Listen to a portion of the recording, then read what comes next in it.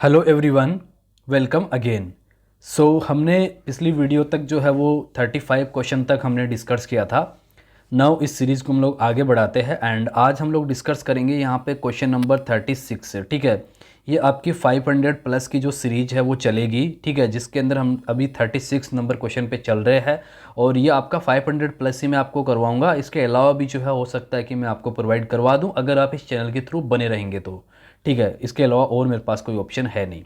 Okay, so question पे चलते हैं हम लोग। सीधा इधर उधर की बात करेंगे नहीं, सीधा मुद्दे पे चलते हैं। तो पहला क्वेश्चन आपका यहाँ पर है, एक राजनीतिक दल को राष्ट्रीय दल के रूप में मान्यता दी जाती है, कब मिल सकती है? ए पॉलिटिकल पार्टी, ठीक है, उसको नेशनल पार्टी बनने के लिए क्या योग्यता उसके पास होनी चाहिए? वैसे तीन जो है वो योग्यताएं होनी चाहिए, लेकिन अब इसके आंसर के कुछ ऑप्शन के अकॉर्डिंग अगर हम लोग देखेंगे तो यहाँ पे पहला जो है इसका राइट आंसर जो होगा वो डी हो जाएगा। ठीक है, यानी कि वो जो पार्टी है वो यदि उसे 4 या अधिक राज्यों में राजनीतिक दल के रूप में मान्यता प्राप्त है, यानी कि जो पार्टी है उसको 4 या 4 से अधिक जो राज्य है उनमें क्या है कि यहाँ पर मान्यता प्राप्त है। ठीक है, इसके अलावा यहाँ पर दो और आपके ऑप्शन होते हैं, वो अगर आप कमेंट में बता सके तो आप बता दीजिएगा। बाकी मैं आपको, अगर कोई कमेंट करेगा तो ठीक है, नहीं तो फिर मैं ही जो है लिख के आपको यहाँ पे कमेंट बॉक्स में बता दूंगा। बाकी अभी के अकॉर्डिंग इसका राइट आंसर ये है एंड ये राष्ट्रीय मान्यता, ये दल के बनने के लिए तीन जो है वो योग्यताएं होती है, वो आपको ध्यान रखनी है। ओके, थोड़ा सा आपको भी देखना है। ओके, सो क्वेश्चन नंबर 37 है यहाँ पे। तो ये क्या कहता है, ये बोल रहा है कि संविधान के उस अनुच्छेद की पहचान करें जिसने अस्पृश्यता को समाप्त किया है, जो छुआछूत है उसको समाप्त किया है। तो वो कौन सा आर्टिकल है? वो आर्टिकल है आपका आर्टिकल नंबर 17। आपको कमेंट में बताना है आर्टिकल,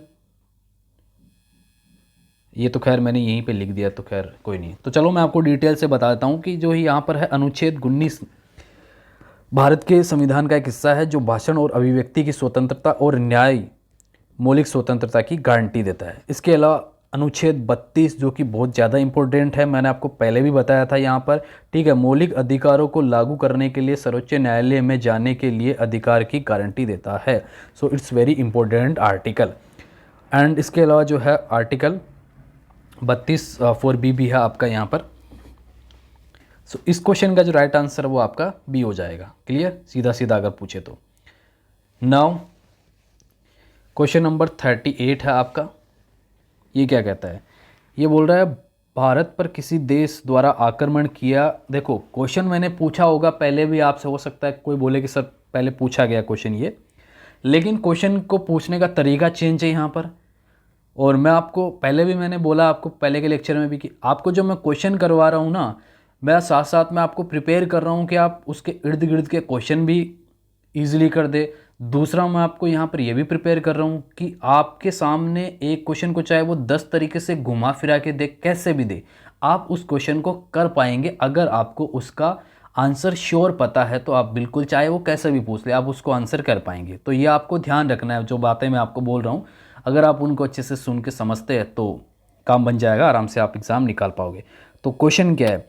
भारत पर किसी देश द्वारा आक्रमण किए जाने की स्थिति में, जिसमें युद्ध की स्थिति उत्पन्न हो जाती है, निम्नलिखित में से कौन सा प्राधिकारी अंततः आपातकाल की घोषणा करने और आक्रमणकारी के विरुद्ध युद्ध करने का निर्णय ले सकता है? यानी कि सीधा सीधा ये पूछ रहा है कि आपातकाल की घोषणा कौन कर सकता है? तो वो कौन करेगा? प्रेसिडेंट करेगा। ठीक है, सो इसका राइट आंसर क्या हो जाएगा? ए हो जाएगा। अब ये सीधा सीधा भी पूछ सकता था, लेकिन इसने बोल दिया कि एक देश आक्रमण करता है, फिर निर्णय कौन लेगा, कौन आपातकाल की स्थिति में जो है निर्णय लेगा, तो ये घुमा फिरा के दे दिया। बाकी क्वेश्चन सीधा सीधा भी ये पूछा जा सकता था।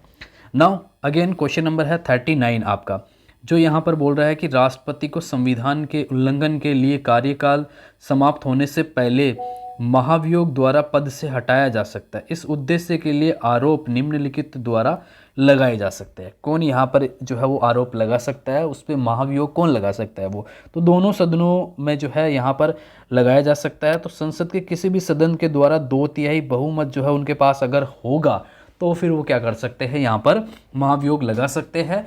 और उसके लिए जो है प्रेसिडेंट को यहाँ पर ऑफिशियली नोटिस भी जो है वो भेजा जाता है। क्लियर। सो इसका ऑप्शन ए जो है वो सही हो जाएगा। क्वेश्चन नंबर 40 है आपका, जो कि क्या कहता है, भारतीय संविधान में मूलतः कितने अनुच्छेद थे। बहुत इजी क्वेश्चन है, तो इसमें ज़्यादा बताने की ज़रूरत है नहीं। कितने थे? 395, 395 थे। अब आपको बताना है प्रेजेंट टाइम में कितने हैं, वो आप कमेंट करके बताएंगे। ये आपके लिए क्वेश्चन मैंने ऐड कर दिया। क्लियर। ये सीधा सीधा क्वेश्चन है, इसमें कोई ज़्यादा डिफिकल्टी होगी नहीं। अगेन क्वेश्चन नंबर आपका है 41, जो क्या कहता है, जो बोलता है कि संविधान की प्रस्तावना निम्नलिखित द्वारा तैयार की गई थी। जो प्रीएम्बल है वो किसके द्वारा तैयार किया गया था।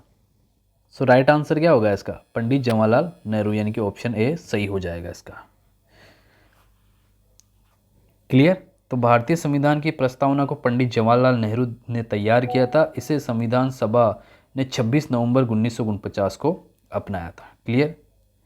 ये प्रस्ताव 13 दिसंबर 1946 को संविधान सभा में पेश किया गया था। ये भी आपको थोड़ा देख लेना है। क्लियर।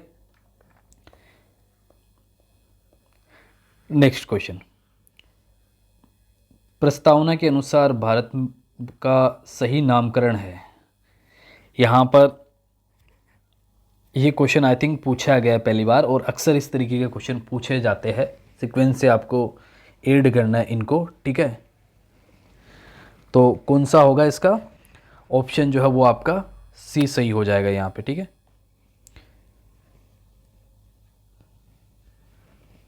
ऑप्शन सी इसका राइट आंसर है।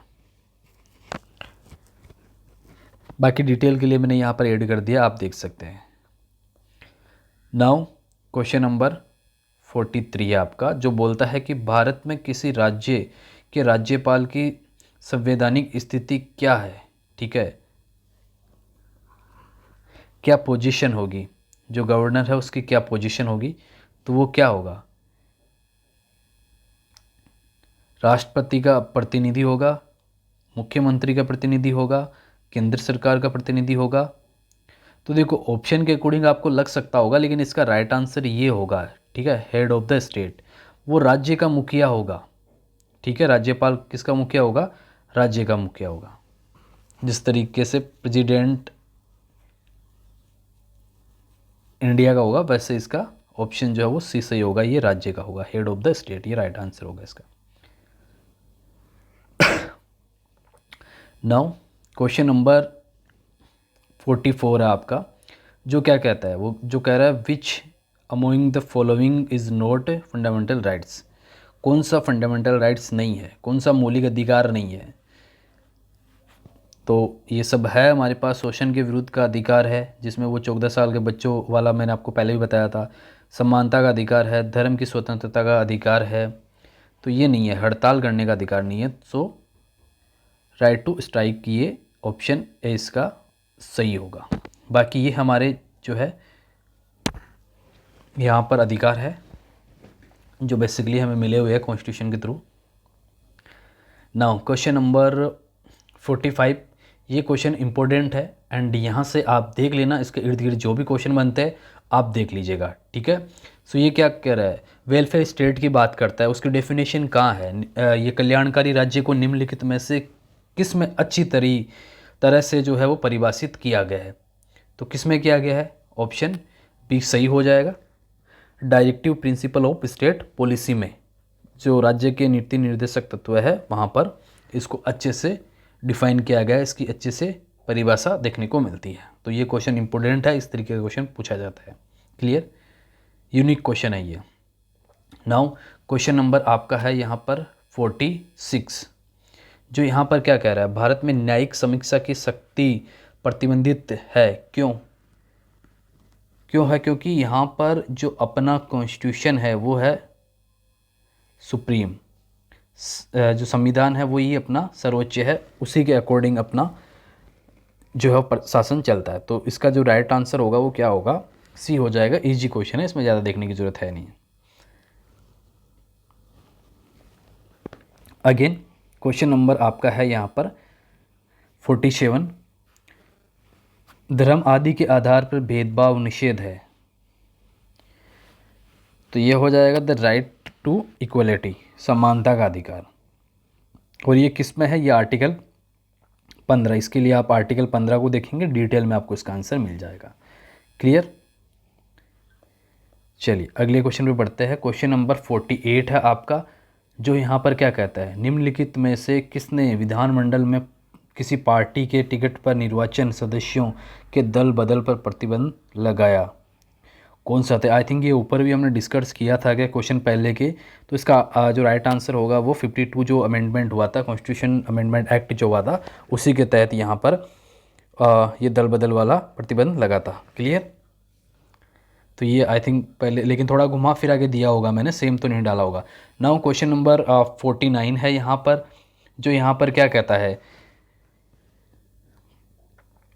ये आपका 86वें संविधान संशोधन 2002 के तहत 6 वर्ष से 14 वर्ष के आयु के बच्चों को निःशुल्क शिक्षा का अधिकार प्रदान किया गया। ये कौन से में है? ये किस में आएगा? तो ये जो है आपका आएगा मौलिक अधिकारों में, और उसमें भी ये जोड़ा गया था किसमें? ये आपका आर्टिकल यहाँ पर आप देख सकते हैं 21A में। 21A को आप और देखेंगे तो और आपको ये क्लियर हो जाएगा। इसका राइट आंसर बी हो जाएगा, made a fundamental rights. Clear? चलिए आज के लिए ये क्वेश्चन लास्ट रहेगा आपका, बाकी नेक्स्ट जो वीडियो रहेगा, लेक्चर रहेगा, उसमें हम डिस्कस करेंगे। क्वेश्चन नंबर 50 है यहाँ पर, भारतीय संविधान किस संविधान के मॉडल का अनुसरण नहीं करता है? इसमें की मतलब कि हमने अपने इंडियन कॉन्स्टिट्यूशन में अलग अलग जगहों से, अलग अलग देशों के संविधान से कुछ ना कुछ लिया है, तो कौन सा है जिससे नहीं लिया है? तो यहाँ पर इसका राइट आंसर क्या हो जाएगा? चाइना हो जाएगा। बाकी इन सबसे ये सारी चीज़ें ली गई है, ये मैंने ऊपर के क्वेश्चन में भी आपको डिस्कस किया था गाइस। सो आज के इस वीडियो में इतना ही। बाकी अगर आपका कोई क्वेश्चन, कुछ सवाल, तो आप कमेंट में पूछ सकते हैं, और हमारे द्वारा बताए गए किसी भी क्वेश्चन में कोई भी डाउट होता है तो आप या तो कमेंट कर सकते हैं या इस नंबर पर भेज सकते हैं।